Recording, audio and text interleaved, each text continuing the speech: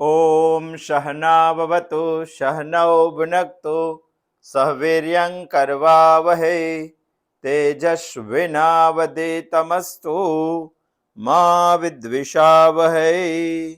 ओम शांति शांति शांति। श्रुति के माध्यम से हम अभी ब्रह्म ज्ञान यानी आत्मज्ञान यानी परमात्मा के ज्ञान के बारे में सोच रहे हैं। यदि जन्म लेकर मनुष्य भी ऐसे कर्म कुछ कर ले तो परमात्मा तक पहुंच सकता है। वही अभी आने वाली जन्माष्टमी हमें बता रही है। पूर्ण पुरुषोत्तम भगवान श्री कृष्ण। वैसे तो दुनिया में बहुत सारे लोग ये देश में जन्माष्टमी मना रहे हैं। हर साल जन्माष्टमी आती है। अपनी आयु में मनुष्य कम से कम 50 जन्माष्टमी तो मनाता ही है। सही माने में उद्देश्य ये है कि हमारे जीवन में जन्माष्टमी का जन्म होना चाहिए। हमारे जीवन में कृष्ण का एक सिद्धांत आना चाहिए। इसके लिए उसी दिन मनुष्य को सोचना चाहिए। सिर्फ जुगार अष्टमी नहीं है, या जुगार अष्टमी है तो कैसे जुगार अष्टमी है। जीवन का जुआ खेलना चाहिए। ये समझ में नहीं आता है तो छोड़ देना। क्या उपनिषद को बार बार सुन के समझ में लाना है हमें, क्योंकि हमें परमात्मा तक पहुंचना है। वही बातों को हमें समझना है।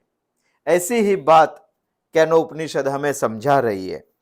हर जन्माष्टमी को एक तात्विक विचार हमारे जीवन में सोचकर आना चाहिए। उसको जीवन में स्थिर करने का साल भर हमें प्रयत्न करना चाहिए। कैनो उपनिषद हमें यही बता रहा है। प्रतिबोध विदितम मतम, प्रतिबोध विदितम मतम, अमृतत्वम हि विन्दते आत्मना विन्दते वीर्यम विद्यया विन्दते मृतम। 4 बात ये मंत्र में कैनो उपनिषद बता रहे। बार बार हम इसीलिए सोच रहे हैं कि कई लोगों को कैनो उपनिषद बहुत कठिन लगता है, बहुत मुश्किल लगता है समझने का। तो आगे क्या सोचा सप्ताह में तो भूल जाते हैं, तो हमें याद कर लेना पड़ता है। कैनो उपनिषद का यह मंत्र 4 बात समझाती है। एक है प्रतिबोध, दूसरा है आत्मज्ञान,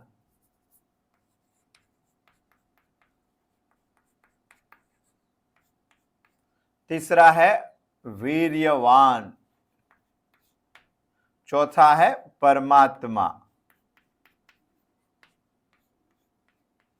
बहुत सिंपल लॉजिक से समझ रहे हैं हम कि कैनो उपनिषद यहां यह बताना चाहता है कि प्रतिबोध यदि हो गया, प्रतिबोध से ही सर्वज्ञान होता है। सर्वज्ञान यानी ब्रह्म ज्ञान भी प्रतिबोध से होता है। क्या है प्रतिबोध, वो समझने का हम प्रयत्न कर रहे हैं। अभी हमें बहुत महत्व की बात समझनी है। शंकराचार्य जी प्रतिबोध के बारे में क्या बता रहे हैं वो हमें समझना है। प्रतिबोध का मतलब हम समझ रहे हैं। पहला अर्थ निकाला था जागना। प्रतिबोध यानी अविद्या की निद्रा में से जागना। बहुत सरल है। शास्त्र प्रयत्न भी कर रहा है हमें जगाने का, और हमें कुछ प्रयत्न करने की जरूरत नहीं है। फिर भी लोग क्यों नहीं जागते हैं? क्योंकि प्रतिबंध आता है, अवरोध आता है। किन किन चीजों का अवरोध आता है? पहला अवरोध है प्रज्ञा मांद्यम, बुद्धि मंद होती है, तभी शास्त्र बताएगा फिर भी समझ में नहीं आता है हमें। दूसरी बात है कुतर्क, तीसरी बात है विपर्यय दुराग्रह, और चौथी बात है विषयाशक्ति। ये 4 बातों के कारण सरल है, प्रयत्न करने की जरूरत नहीं है। शास्त्र हमें समझा रहा है, फिर भी हमें समझ में नहीं आता है, फिर भी हम अनिद्रा में से जागते नहीं है, क्योंकि ये 4 बातें हैं। दूसरी बात भी हमने सोची थी, बोध यानी उपदेश। इनके बारे में हमने सोचा था, प्रतिबोध के बारे में। उपदेश किसका? गुरु का उपदेश, आचार्य का उपदेश, जो ब्रह्मविद है इस दुनिया में, उनका उपदेश। ये सब बातें हमने सुनी थी। तीसरी बात भी हमने सोची थी प्रतिबोध के बारे में। बोधम प्रतिबोधः।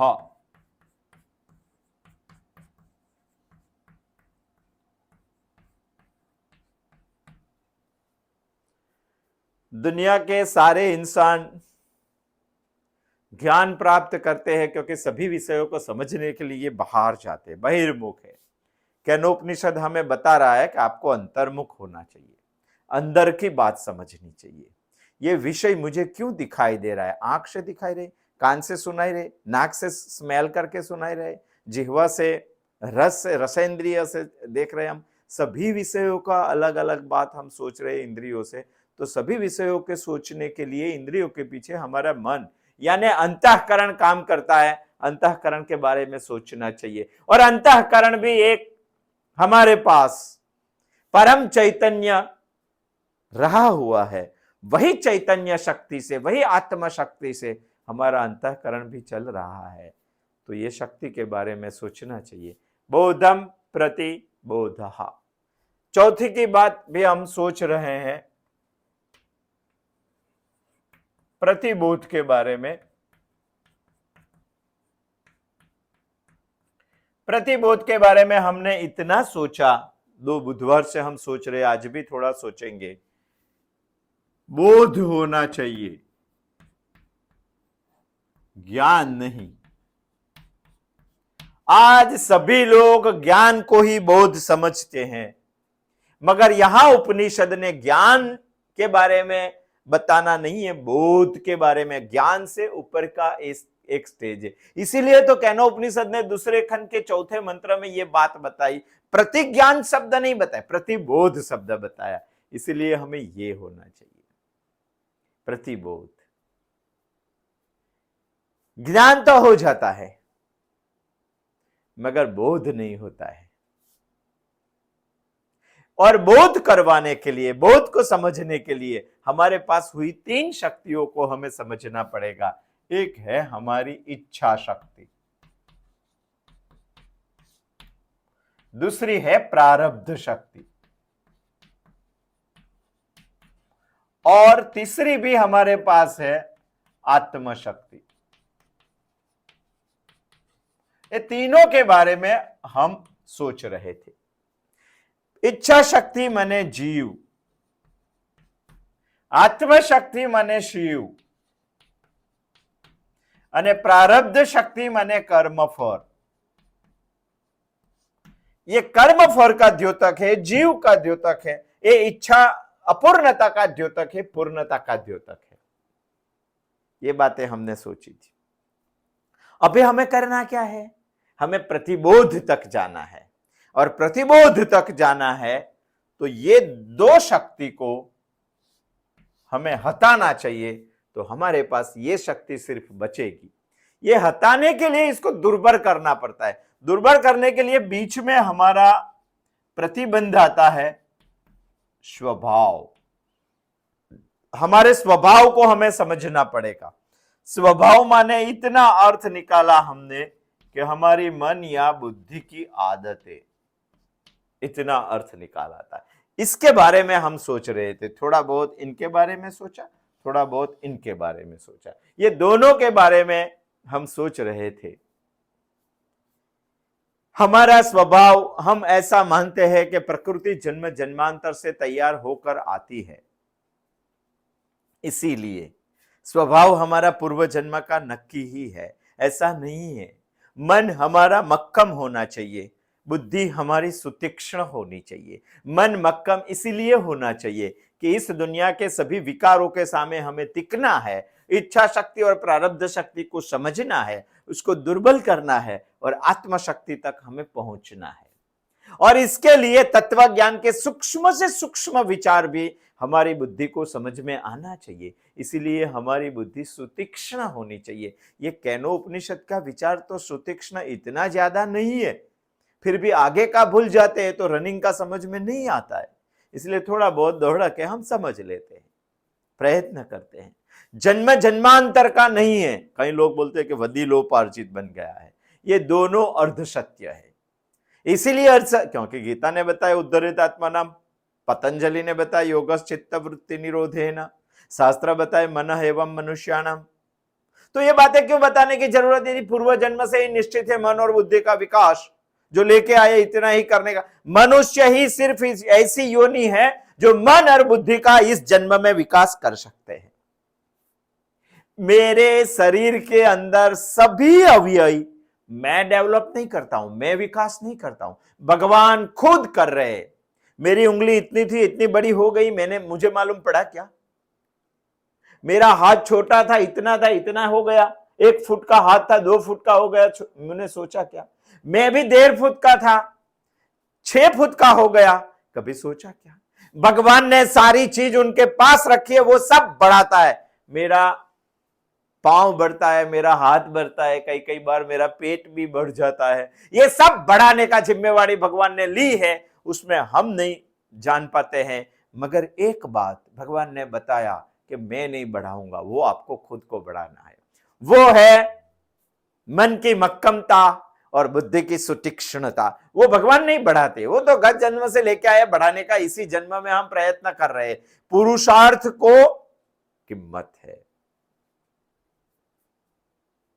पूर्वाजीत कम है, प्रयत्न ज्यादा है इस जन्म में, ऐसा हमें सोचना चाहिए।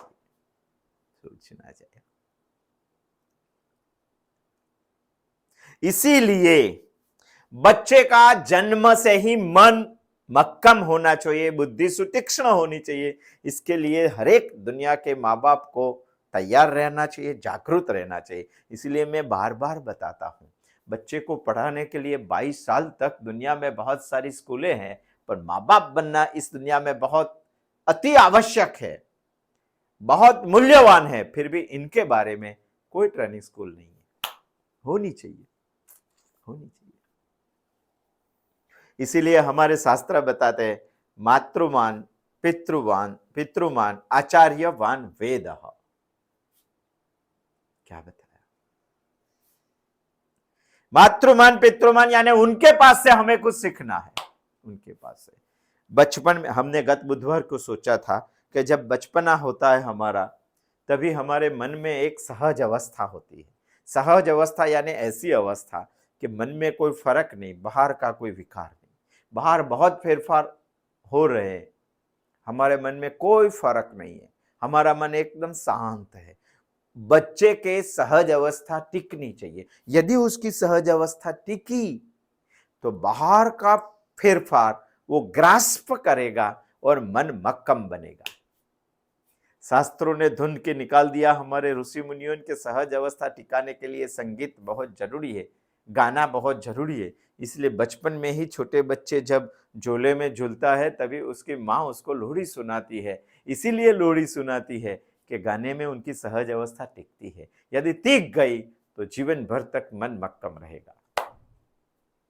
और सहज अवस्था टिकाने के लिए बच्चे को गाना सुन के तुरंत रोना बंद हो जाता है। यदि रोने का शुरू किया और गाना चालू किया तो रोना बंद, यदि गाना बंद कर दिया तो रोना चालू। ये सब हमारे जीवन का अनुभव है। इसीलिए सहज अवस्था बचपन में ये करनी चाहिए। बड़ा होने के बाद उसको विकास करना है, विकार से पीछे रहना है। मगर हमारा सारा जीवन विकार से भरा हुआ है। इसीलिए हमारे ऋषि मुनियों ने बताया कि जिसकी विकार की स्थिति और संवेदना समान है, वैसे समान संवेदना और समान विकार की स्थिति है, वैसे लोगों को साथ में रहना चाहिए, तभी उनका मन मजबूत और बुद्धि सुतीक्ष्ण बनेगी। इसीलिए ऋषि मुनियों ने बताया कि आपका बच्चा 7 साल का हो जाएगा, बाद में उसको तपोवन में रखना चाहिए। समान आयु के लोग, समान विकार की स्थिति के लोग और समान संवेदना के लोग, घर पे नहीं होगा, माँ बाप के साथ रहकर यदि उसका विकास होगा तो एक पांव का विकास होगा, दूसरा पांव दुबला पतला रह जाएगा। इसको गुजराती में बोलते हैं हाथी पगा। ऐसी बताइए। और बाद में ऋषि मुनियों ने बताया कि हमें ये करना है तो मन को सक्रिय रखना है, मन को फ्री नहीं रखना है। यदि फ्री रखा तो स्वभाव बदल जाएगा। इसीलिए कर्म में एकाग्रता रखनी है। यदि आपने एकाग्रता कर्म में नहीं रखी तो कर्मकांड बन जाएगा। यदि कर्मकांड बन जाएगा तो आपका हाथ काम करता रहेगा, मन दूसरी जगह कहीं भटकता रहेगा, तो मन मर जाएगा, मन मजबूत नहीं बनेगा, मन मक्खम नहीं। इसीलिए कर्मकांड नहीं होना चाहिए। इसीलिए काम में एकाग्र रहना है। काम में एकाग्र रहकर नावीन्य लाना है। काम में नावीन्य लाकर प्रभु के लिए काम करना है। यदि प्रभु के लिए काम नहीं कर सकते हैं तो प्रिय कर के लिए काम करना है। इस दुनिया में प्रिय कर सिर्फ प्रभु ही है और प्रभु के लिए काम करना है। योग्य बोलना चाहिए, उत्साही सुनना चाहिए, और अन्न रस से मन का विकास होता है, इसलिए अन्न का भी ध्यान रखना चाहिए। इसलिए हमारे ऋषि मुनियों ने खाना भोजन यानी यज्ञ का नाम दिया है। ये यज्ञ है, हमें करना चाहिए। इतनी बातें हमें मन के बारे में गत बुधवार को सोची थी। बुद्धि के बारे में भी थोड़ा बहुत सोचा था हमने। बचपना से ही हमारी निरीक्षण शक्ति बढ़नी चाहिए। यदि निरीक्षण शक्ति बढ़ी तो बुद्धि डेवलप होगी। बच्चे को 1 महीने तक किसी को मिलना नहीं है। जो आत्मीय है उनका ही आवाज उन्हें सुनना है, दूसरा किसी का नहीं। यदि दूसरे किसी का सबका, अभी तो हॉस्पिटल में जन्म होता है, जन्म हुआ 1 घंटे में सब खिलाने के लिए उसको ले जाते हैं, सबका आवाज सुन लेता है, गाड़ी का आवाज, व्हीकल का आवाज, सबका आवाज सुन लेता है। जब ये आवाज सुन लिया तो उसका पंच प्राण कर्ण में आकर बैठ जाता है कि कौन सा आवाज आया, कहां से आवाज आया, दूसरी बार कब सुनने को मिलेगा। आवाज सुनने के बाद उनके निरीक्षण शक्ति कम हो जाए। यदि आवाज नहीं सुना तो उसकी निरीक्षण शक्ति बढ़ेगी। आवाज सुनने के बाद उसकी स्मृति शक्ति बढ़ती है, निरीक्षण करने के बाद उसकी बुद्धि बढ़ती है। आज दुनिया में स्मृतिमान बहुत है, बुद्धिमान कम है। और दुनिया का सबसे बड़ा स्मृतिमान है, फिर भी वो विकारों के सामने टिक नहीं सकता है। विकारों के सामने टिकना है, आत्मशक्ति के पास जाना है, इच्छा शक्ति और प्रारब्ध शक्ति को दुर्बल करना है, जीवन में प्रतिबोध पाना है, तो बुद्धि शक्ति पावरफुल चाहिए। और बुद्धि शक्ति के लिए निरीक्षण जीवन में पावरफुल चाहिए। और ये निरीक्षण नहीं हुआ तो स्मृति बढ़ेगी, बुद्धि कम हो जाएगी। आज बच्चे की परवरिश ही उसी तरह से हो रही है कि स्मृतिमान बन जाता है, और दुनिया कीमत भी स्मृतिमान की करती है, बुद्धिमान मालूम ही नहीं है। और यहां स्मृतिमान नहीं, बुद्धिमान होना चाहिए।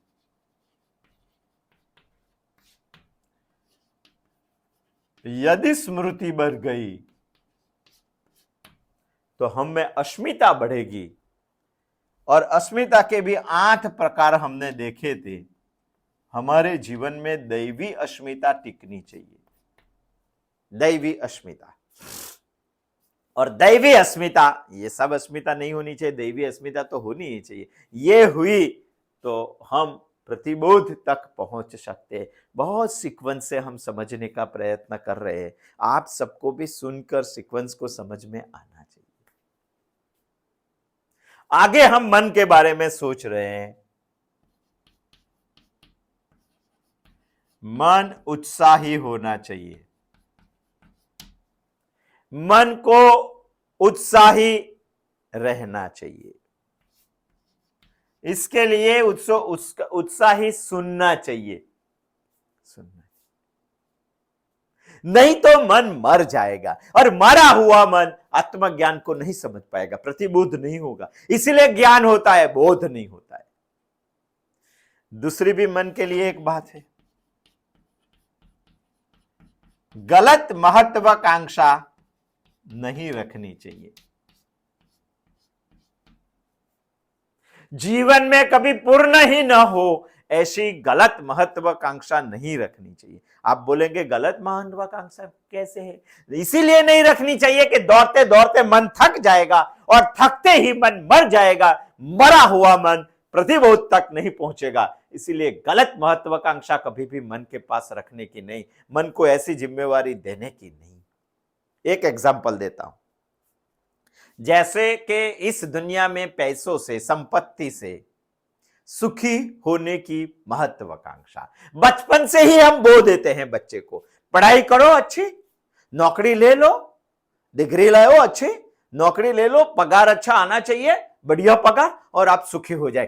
पैसों से सुखी होने की महत्वाकांक्षा गलत महत्वाकांक्षा, और यह गलत महत्वाकांक्षा हमारे मन को मालूम होनी चाहिए, और नहीं मालूम है तो ढूंढना चाहिए। दुनिया में आज कौन सा ऐसा संपत्तिवान है, दुनिया का टॉप 10 है, इसमें टॉप 1 भी आप देख लीजिए, संपूर्ण सुखी नहीं है।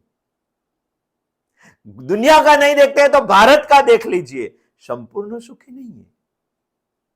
पैसों के पास संपूर्ण सुख देने की ताकत ही नहीं है, फिर भी सारी दुनिया रावण की तरह, हिरण्यकश्यप की तरह पैसों के पीछे भाग रही है। एक गलत महत्वाकांक्षा है। यदि आपकी महत्वाकांक्षा पूर्ण नहीं हुई तो बाय बोरो एंड स्टील, खरीदने का है, नहीं खरीद सके तो छीन के ले लेंगे, और छीन भी नहीं सकते तो चोरी करने का आप सीख जाएंगे। बाय बोरो एंड स्टील, ये सब आ जाएगा। यदि ऐसा भी नहीं हुआ तो आपको दैव के ऊपर आधार रखना पड़ेगा, प्रारब्ध में चले जाएंगे आप। पैसों के पास से हम तो एक ही महत्वाकांक्षा की बात करें क्योंकि समय हमें ना बोल रहा है, इसीलिए पैसों की महत्वाकांक्षा सुखी होने के लिए यदि है तो वो संपूर्ण सुख देने की पैसों में ताकत नहीं है। यदि सुख नहीं मिला या पैसा नहीं मिला तो आप बेचैन हो जाएंगे, बाय बोरो एंड स्टील पर पहुंच जाएंगे। यदि उससे भी सफल नहीं हुआ तो आप प्रारब्ध ऊपर पहुंच, मेरे नसीब ही ऐसा है, मेरा दैव ही ऐसा है, ऐसा आप बोलेंगे। और दैव से भी थक गए तो देव के पास जाएंगे, भगवान के पास जाएंगे। मगर भगवान भी ऐसा फ्री नहीं है जो आपका सब कुछ देके सब कुछ दे देता है। ऐसा भगवान सस्ता नहीं है, आत्मज्ञान ऐसा नहीं है, इसीलिए प्रतिबोध होना चाहिए। तो भगवान के आप भी आपको सफलता नहीं देंगे। आप कई बार भगवान के पीछे लग जाएंगे, पूजा करेंगे, कथा करेंगे, आरती करेंगे, जाप करेंगे, सब करने लगे, मौन रखेंगे, उपवास करेंगे उनके क्यों?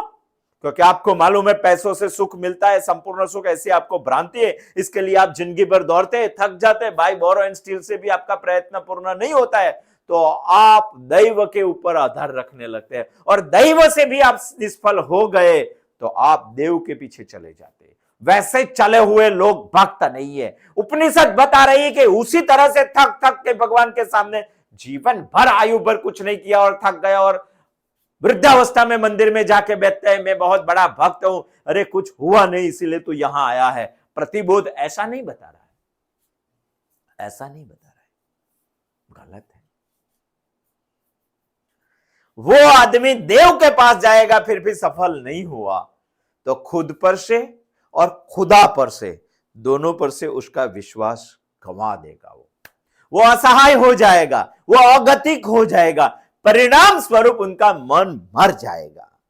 मरा हुआ मन प्रतिबोध नहीं कर सकता है, मरा हुआ मन आत्म प्रकाश का प्रतिबिंब नहीं पकड़ सकता है, मरा हुआ मन वो प्रतिबिंब को पहचानने की क्षमता नहीं रखता है। इसीलिए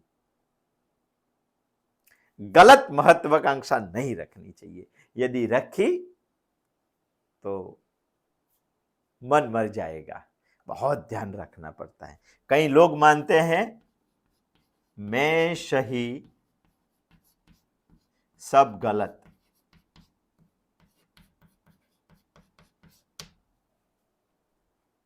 यह मान्यता भी गलत है, इससे भी मन मर जाता है। दोष तो सब में है, मुझ में भी दोष है। यदि मैं खुद को सही और दूसरे को गलत समझने लगा तो यह सोच आगे जाते निराशा के बगैर और कुछ नहीं देती है। मुझ में भी दोष है, यदि जब मुझे यह मालूम पड़ गया तभी मेरा मन मृत हो जाएगा। चौथी भी एक बात है, सभ्यता रखनी चाहिए, मगर सब समाज में बहुत सारी गलत सभ्यता के लिए समाज दबाव डालता है।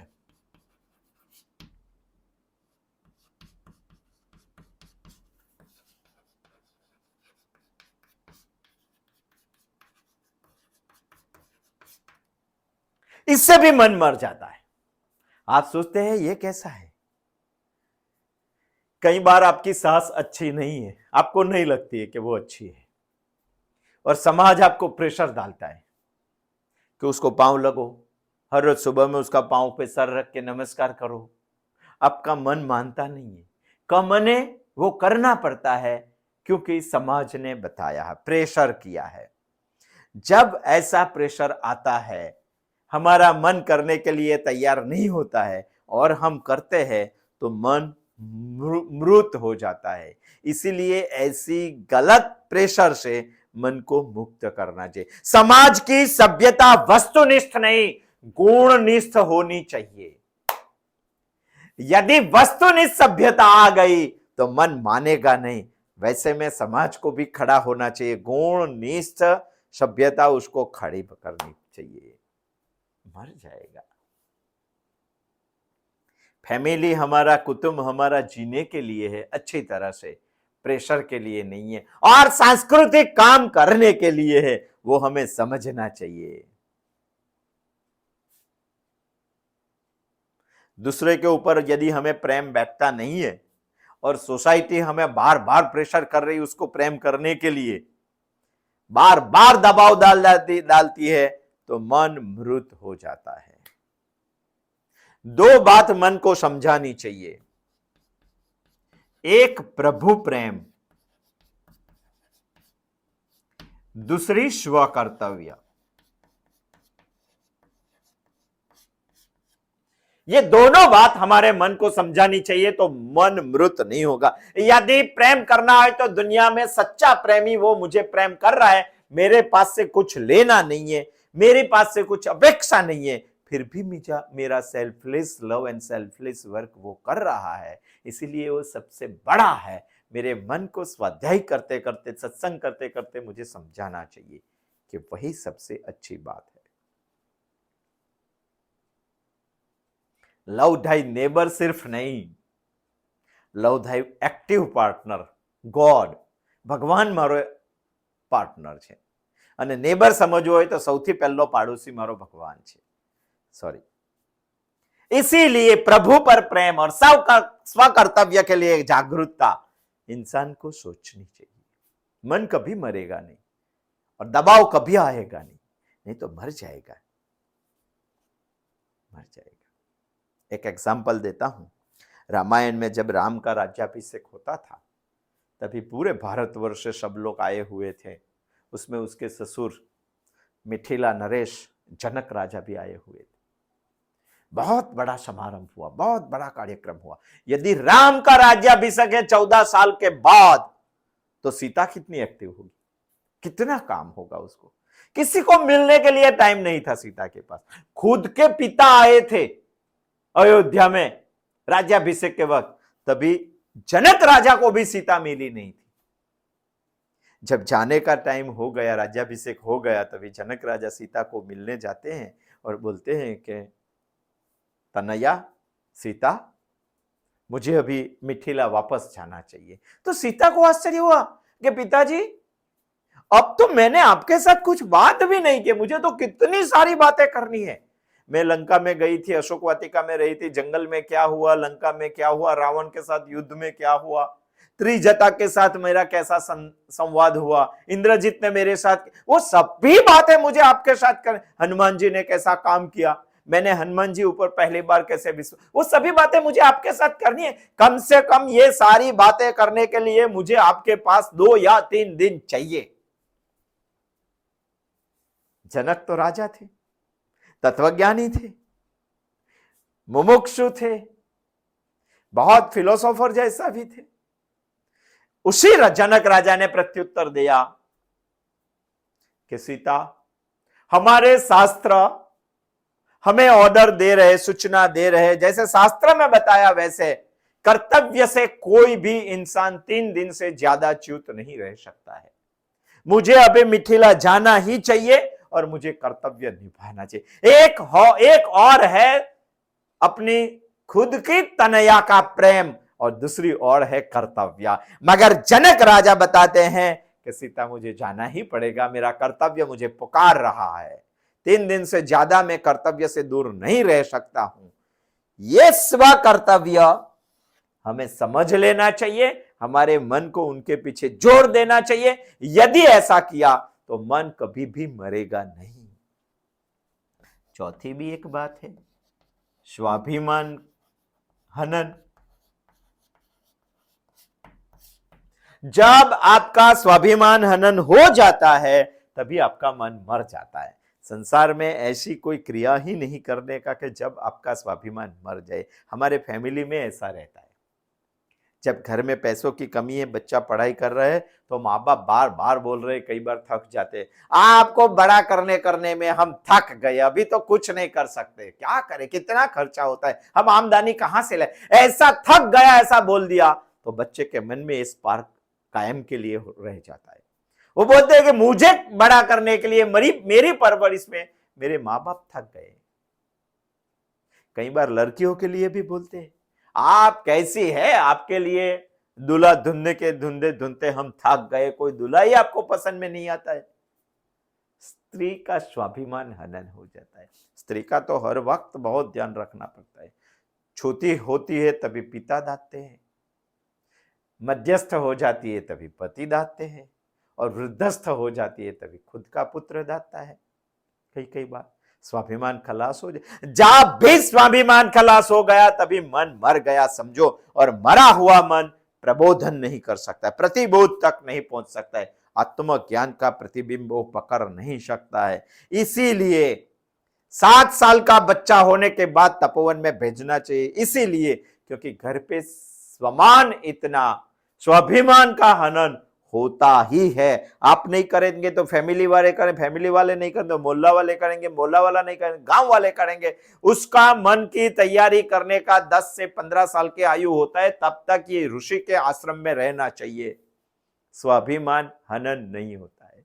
और जब समान वय के लोग रहते हैं तभी तो स्वाभिमान हनन होता ही नहीं है। और होता है जब आचार्य क्रोधित हो जाते हैं, कोई बोलते हैं तो सभी बतुकों के लिए बोलते हैं, स्वमान का डिवीजन हो जाता है कि एक के ऊपर सबसे ज्यादा नहीं आ जाता है, इसीलिए मन कम मरता है, घर पे मन ज्यादा मृत हो जाता है। इसीलिए हमारा मन तेजस्वी होना चाहिए, इसीलिए हमारा मन ताजा तरोड़ होना चाहिए, इसीलिए हमारा मन पुष्प की तरह खिला हुआ होना चाहिए, मक्कम होना चाहिए। ये सब बातें हमें ध्यान में रखनी चाहिए। और बुद्धि हमारी सुतीक्ष्ण होनी चाहिए। ये दोनों बात हो गई तो हमें प्रतिबोध होगा। प्रतिबोध विदितम मतम, इतना हुआ, हमने स्वभाव पे कंट्रोल ला दिया, ये 2 शक्ति हम में से निकल गई तो अवश्य ही प्रतिबोध होगा। प्रतिबोध से ही आत्मज्ञान होगा, अमृतत्वम ही विंदते। यदि ऐसा हो गया तो समझ लेना आत्मशक्ति के साथ आपका संबंध हो जाएगा। यदि आत्मशक्ति के साथ आपका संबंध प्रतिबोध हो गया तो अमृतत्व प्राप्त कर लेंगे। अमृतत्व प्राप्त कर लिया तो आत्मशक्ति के साथ संबंध हो गए। कोई भी निम्न कक्षा की लड़की यदि राजा को पसंद आ गई, उनके पास कुछ नहीं है और राजा की रानी बन के आ गई, तो दूसरे दिन वो सामर्थ्यवान बन जाएगी। राजा जब वो उनके पिता के घर पे थी, गांव वाला कोई सुनता नहीं था, उनके पीछे कोई आता नहीं था। जब राजा के साथ ब्याह कर लिया तो राजा का मंत्री भी सलाम भरने लगता है, सारा गांव इसको नमस्कार करने लग, क्यों? उसका संबंध हो गया है। वैसे ही प्रतिबोध हो गया, अमृतत्व मुझे प्राप्त हो गया, आत्मा को मैंने पहचान लिया, बोध हो गया, तो मेरा उनके साथ संबंध हो जाएगा। यदि संबंध हो गया, आत्मना विंदते वीर्यम, आप सामर्थ्यवान बन जाएंगे। संबंध हो गया तो शादी होगी, और यदि शादी हो गई तो विद्या विंदते मृतम, आप परब्रह्म परमात्मा को पहचान जाएंगे। इतनी बात है। शास्त्रों की बात हमने सुनी और प्रतिबोध के बारे में परम पूज्य दादाजी पांडुरंग शास्त्री जी ने जो बताया वो बात भी हमने सोची, ये दादाजी की बात है यहाँ की। चौथे नंबर की। ये बहुत सारे अलग अलग शास्त्रों में बताई हुई बात है। अभी एक पांचवी बात हमें सोचनी है। वो पांचवी बात शंकराचार्य जी ने बताई है। आने वाले बुधवार को आएंगे और प्रतिबुध के बारे में शंकराचार्य जी क्या बता रहे वो देखेंगे। अस्तु, जय श्री कृष्ण।